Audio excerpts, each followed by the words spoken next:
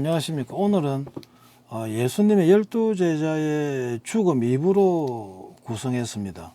전번 시간에는 앞 시간에는 시몬 베드로, 안드레, 우레 또는 번개의 별칭을 가진 세베대의 아들 큰 야고보, 그리고 큰 야고보와 형제인 요한, 빌립, 바돌로메, 도마, 마태 8분에 대해서 살펴보았습니다. 오늘은 9번째 야고보. 알페오의 아들 야고보는 작은 야고보로도 불려졌으며 예루살렘에 교회를 세웠고 예수님과 사촌 형제지간이었습니다. 그런데 작은 야고보라는 의미가 나이가 작아서 작은 야고보로 불려졌는지 아니면 키가 작아서 작은 야고보로 불려졌는지 잘 확실히 알려져 있지 않습니다. 그리스도인들을 극도로 싫어하는 바리새인과 서기관들의 복수심에 의해서 예루살렘 성전 꼭대기에서 떨어뜨려진 후에 죽지 않자 바리새인과 서기관들이 돌과 곤봉으로 때려 죽였다고 전해지고 있습니다. 여기서 알아야 할 것은 신약의 야고보서의 저자는 예수님의 형제 야고보가 기록한 것이며 예수님의 형제 야고보는 처음에 예수를 믿지 않았다고 합니다. 그러나 예수님이 부활하신 것을 목격하고 마가의 다락방에서 성령을 입고 믿게 되었다고 합니다. 다시 말하면 예수님의 형제도 예수님을 믿지 않고 있다가 예수님이 부활하신 것을 목격하고 믿게 되었다는 것입니다. 10번째, 유다. 유다는 성경에 4번만 이름이 거론되고 있습니다. 이름이 3가지나 됩니다. 찬양 찬미하리의 뜻을 가진 유다, 그리고 사랑스러운 마음 혹은 마음이 넓다는 뜻을 가진 다데오, 또는 여자의 깊은 마음 혹은 여자의 마음이라는 의미를 가진 레베오라는 이름을 가졌습니다. 즉 유다, 다데오, 레베오는 한 사람입니다. 유다서의 저자로 추측되고 있습니다. 성품은 별칭에서 보듯이 마음이 크고 사랑스럽고 넓었다고 합니다. 그런데 성경 KJV에서는 야고보의 형제로 언급하고 있으며 성경 RSV에서는 야고보의 아들로 언급하고 있습니다만은 형제인지 아들인지는 확실히 알 수가 없습니다. 단 가톨릭의 외경에서는 아르메니아에서 바돌로메와 동역하면서 눈부신 선교 활동을 했다고 전해지고 있으며 죽음은 시리아에서 칼에 찔려 순교했다고도 하며 AD 72년 터키 에데사에서 십자가형을 받았다고 전해지고 있기도 합니다. 11번째 시몬. 시몬은 셀롯이라고도 불려졌으며 가나안 사람입니다. 사도로서 행적에 관한 기록은 없으며 소아시아와 북아프리카 등지에서 선교를 하다가 페르시아 폭도들에게 붙잡혀 십자가 죽임을 당한 것으로 정해지고 있습니다. 이 시몬은 극명한 민족주의자로 당시 우익 집단의 혁명가의 일원이었습니다. 사도가 되기 전에는 바리새파로 구성된 극단적인 유대 민족주의를 대표하는 열심당원의 일원이었으며 로마인들에게 순종하는 동족 유대인들에 대해서 약탈과 살인 등 테러와 비슷한 공격을 저질렀습니다. 또한 열심당은 장차 예언에 따라 메시아가 이 땅에 강림하면 군대를 이끌고 로마 제국을 몰아내 조국을 해방시켜 주리라고 굳게 믿고 있었던 당원들이었습니다. 그래서 초라한 행색의 예수님을 결코 자신들이 기다리고 고대하던 메시아로 인정하지 않았습니다. 그러나 당원이었던 시몬은 예수의 설교와 기적을 듣고 본 후에 감화되어 열심당원에서 탈퇴하여 제자가 되었던 것입니다. 예수님 또한 각양각색의 다양한 사람들 중에서 자신에게 오는 시몬을 받아들였으며 로마 제국의 세금 수거문이었던 마태와 로마 제국에 반대했던 극단주의자인 시몬을 모두 자신의 제자로 받아들였습니다. 이것을 통해서 보면은 서로 상반된 이념으로 인해 빚어지는 갈등을 중재하고 조정하고자 하였던 것 같습니다. 시몬은 십자가에 거꾸로 매달려 사타구니에서부터 머리까지 톱으로 육신이 두동강 나는 형벌을 당하여 순교했다고 기록되어지며 전해지고 있습니다. 12번째 가룟 유다. 가롯은 유대 지방의 지명을 말합니다. 유다 이스카리옷이라고도 불려지며 유일하게 제자 중에서 유대 지방의 사람으로 찬양하다의 뜻을 가지며 동계 즉 회개를 맡았으며 전도나 이적을 행한 기록은 없습니다. 음흉하고 재리에 밝았으며 예수님을 판 후에 죄책감에 목매어 자살했습니다.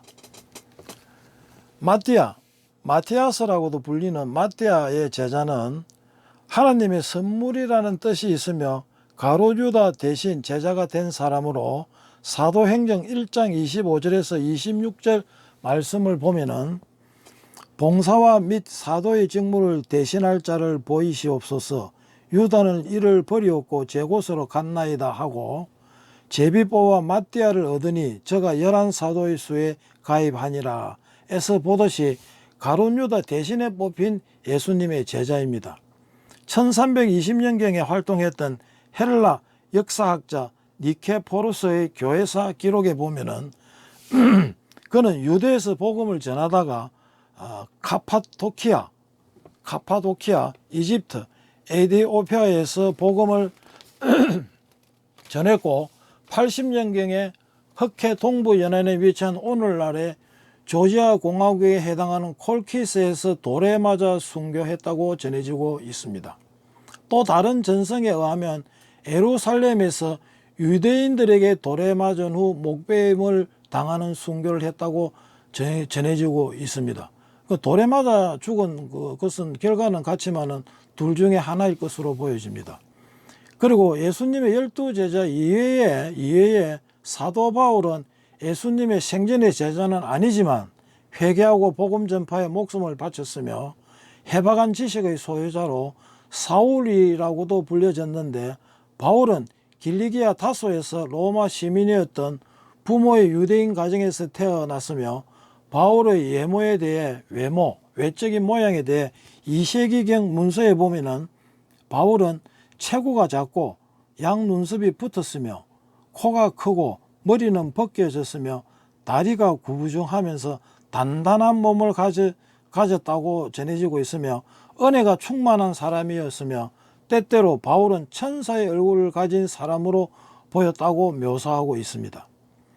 바울은 쪼들린 표정이 아니고 선한 표정을 가진 평범한 외모의 인물로 로마 시민권을 가진 것으로 보아 평범한 유대인 가정보다는 약간의 기득권을 누린 가정의 출신임을 짐작할 수 있습니다.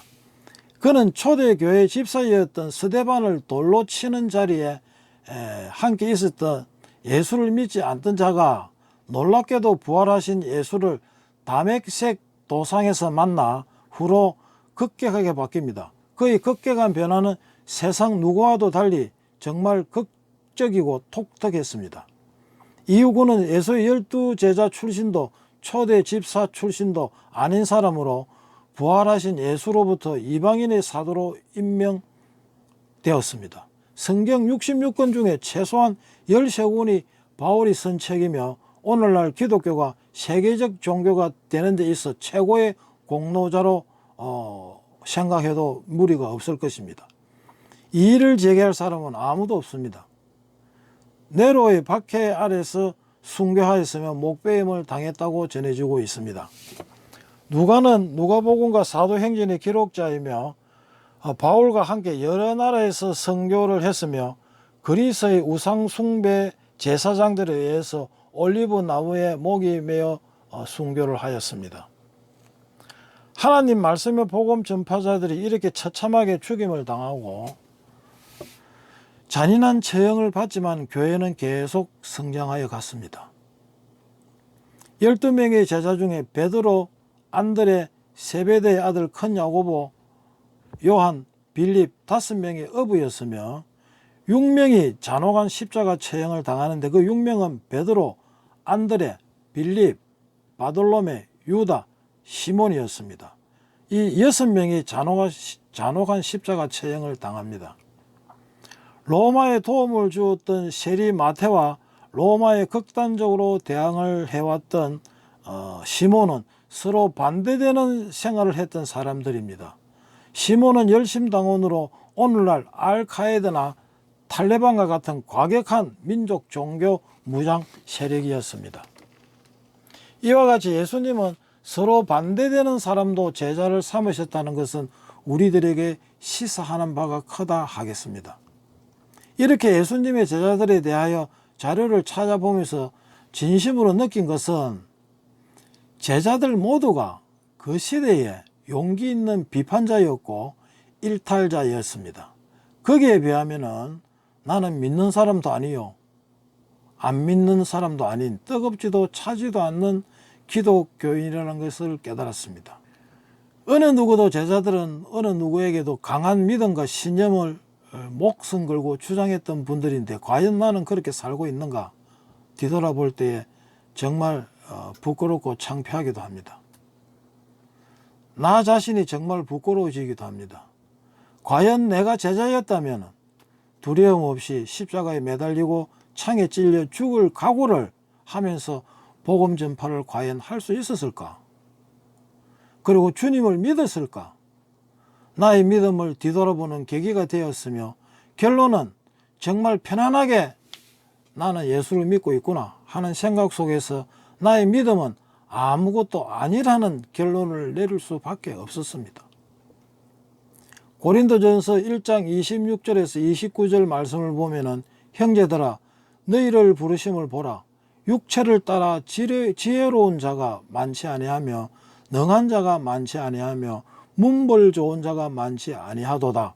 그러나 하나님께서 세상에 미련한 것들을 택하사 지혜 있는 자들을 부끄럽게 하려 하시고 세상에 약한 것들을 택하사 강한 것들을 부끄럽게 하려 하시며 하나님께서 세상에 천한 것들과 멸시받는 것들과 없는 것들을 택하사 있는 것들을 폐하려 하시나니 이는 아무 육체도 하나님 앞에서 자랑하지 못하게 하려 하심이라. 이 말씀과 같이 그러므로 예수님의 12제자들은 물론 우리가 포함자고 뽐내고 건방지고 교만한 우리들도 주님 앞에서는 자랑할 것이 아무것도 없다는 것입니다. 정말 다시 한번 예수님의 12제자의 죽음을 보고 다시 한번 제 자신을 뒤돌아보는 계기가 되었습니다. 오늘은 여기서 마치도록 하겠습니다. 감사합니다.